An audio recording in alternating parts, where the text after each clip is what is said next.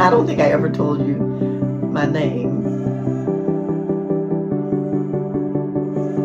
My name is Samantha Strong. You know, love is a marvelous thing most of the time. You know, every little girl thinks of that moment, you know, when she finds her Prince Charming, or that fellow, that special someone that's going to treat her like the princess that she's been told that she is, you know, all of her life. And well, for me, I thought that time had passed me by. I really did. But lo and behold, I met someone. I did, yes. And he was a wonderful man. He really was. And introduced me to his friends. We got close. We just gelled really quickly. It was so exciting. And before I knew it, I had fallen in love. It was just what I expected it to be. But the other part of that was, my expectation was that as we grew closer together, we'd spend more and more time together. And that wasn't happening. And I thought it was a little strange that there were certain times of the day or the evening that I couldn't get a hold of him, even when we had made this commitment to each other. My friends began to tell me, girl, he might have someone else. And I thought, no, you know, we just clicked too well. But it continued to happen. And my friends kept saying, you need to, you know, if you love him and he loves you, you should be able to have this honest conversation. So I got up enough nerve, and I did ask him. I said, you know, I'm concerned. I thought we're really clicking, and that we would be spending more time together. And I'm wondering if there's somebody else. And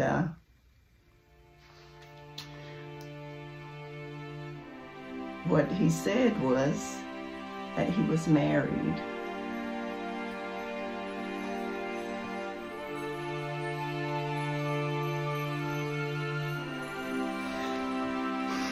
Excuse me.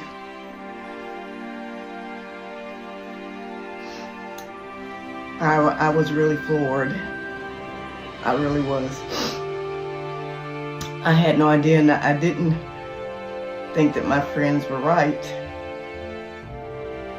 but it turned out that they were. And I didn't know what to do. I was already in love. I mean, what was I supposed to do? Now, he said, I said I wasn't gonna cry, I'm sorry. He said that they weren't even in the same room, and they were just staying together for the kids, and that both of them understood that it was just for appearance's sake. And I was in love, so I believed him. I did. And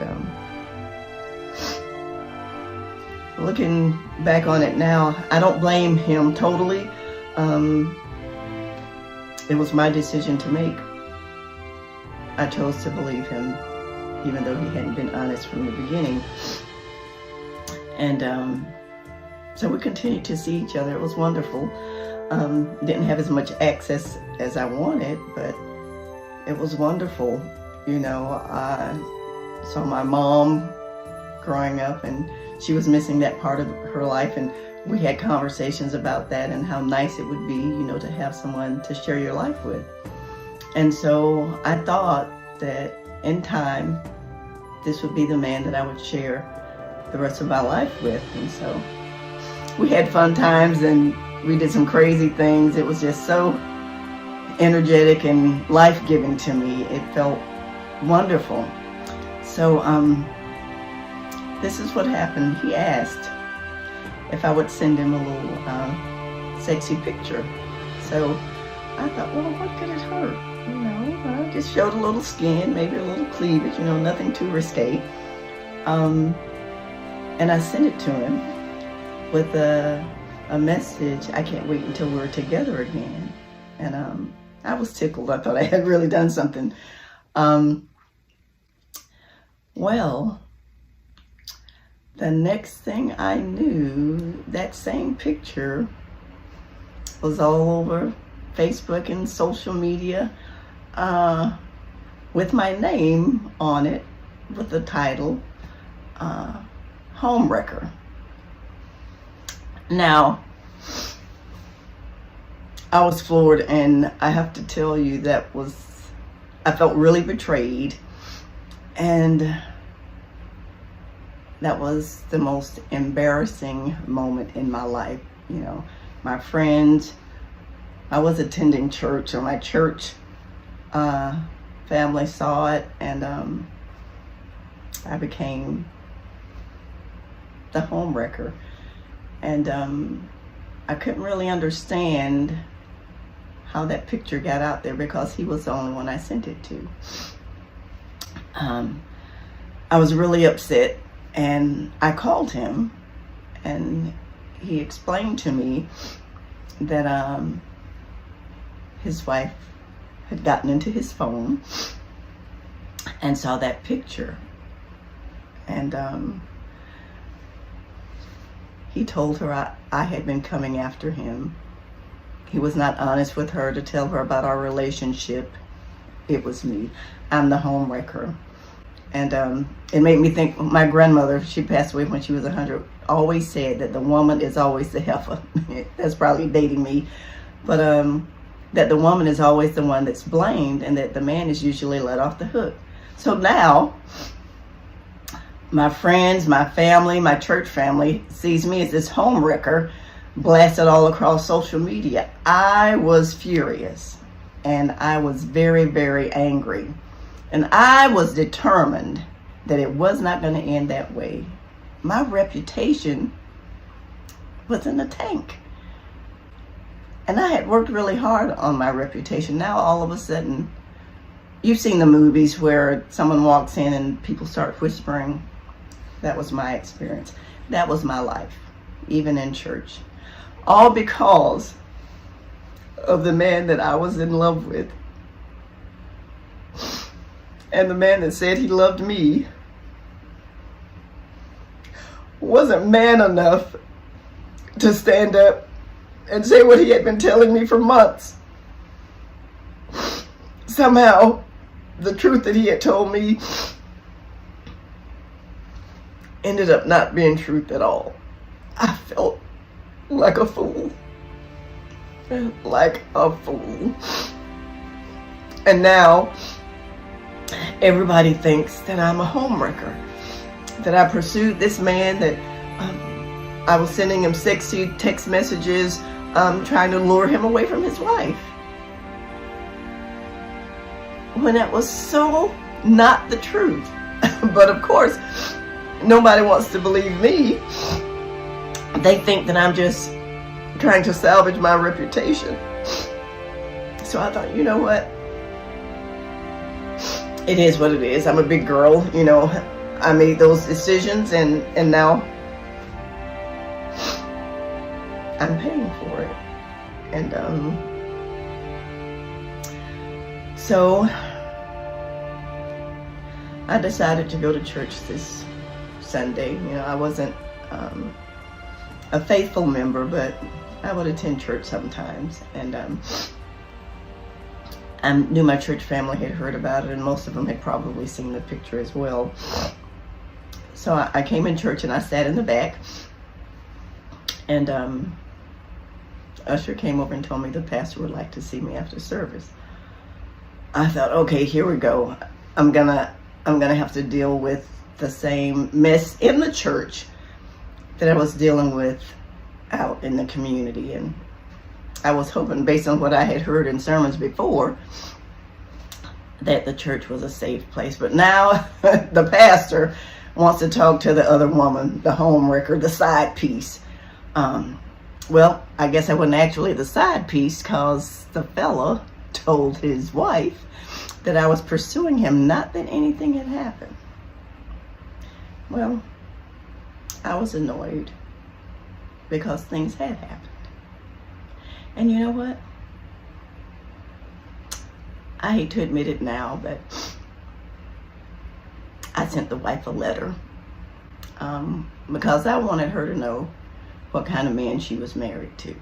That I was not the home wrecker that was pursuing him, but that we had a mutually consensual relationship. And he lied to me. Of course, that didn't go over too well. Now he's denying everything, and of course the wife is believing him. So was I the side piece? I don't like to think of myself as a piece, but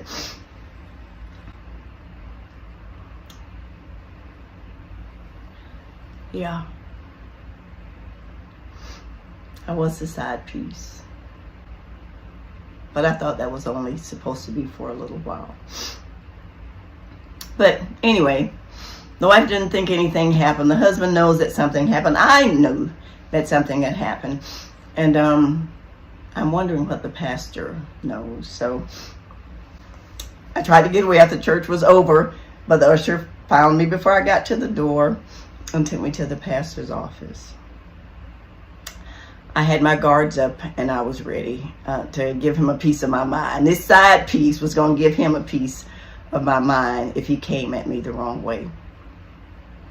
Well, lo and behold, it wasn't what I expected. He shared with me that it had been brought to him and he saw the picture and he heard the different sides of what was going on. But he wanted me to know that whatever the truth was, and that only I, the man, and God really knew the truth. This pastor told me that regardless of what the truth is, God still loved me, and that he can remove my shame and give me peace. That wasn't what I was expecting. I thought this pastor was going to go into his holier than thou routine and read me the riot act and put me out of the church. Is what I thought. But instead, he said that God is a forgiving God. And not only does God look at my actions, but he looks at the actions of everyone involved, and that God really knows the truth. Now, I have to tell you, hearing that pastor said that caused me to look at God a little bit differently. Not as this man off in the sky ready to strike me down. You know, I'm trying to hide and act like everything is all right on the outside when I'm doing things that I know I shouldn't be doing. But this pastor said that God forgives and he sees everything, and that he holds all of us accountable. If we come to him, he'll forgive us.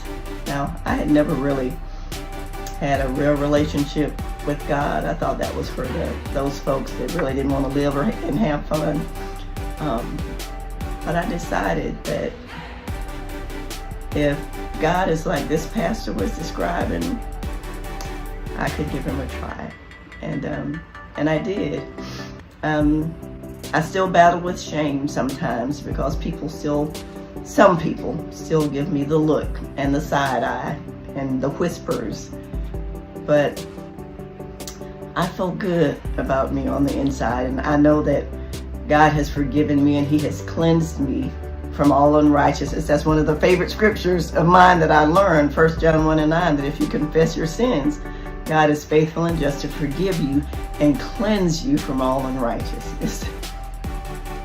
I'm clean, y'all, on the inside. No matter what anybody else says or how they look at me, God says he's made me clean on the inside. So, side piece in the past, adulteress in the past, whatever it is, it's in the past. And you're looking at a clean woman, inside and out.